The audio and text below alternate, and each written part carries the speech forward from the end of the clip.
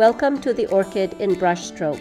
In this course, you'll learn how to paint beautiful orchids step by step. We'll start by exploring the tools and basic techniques, building up to skills that will have you painting with confidence by the end. In your first brushstroke, we'll go over the essentials: brushes, paper, and ink. You'll learn how to hold your brush, create varied strokes, mix ink with water, and make lines with unique textures and character. We'll also practice lines, dots, and shapes.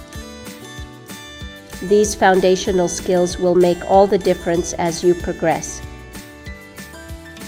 Then, in Leaves in Motion, we'll work through a step-by-step ink exercise to master ink flow and stroke control for creating vibrant leaves with quality brushstroke. Next, in Petals in Bloom, we'll focus on orchid petals. You'll learn advanced techniques for painting petal gradients and blending color.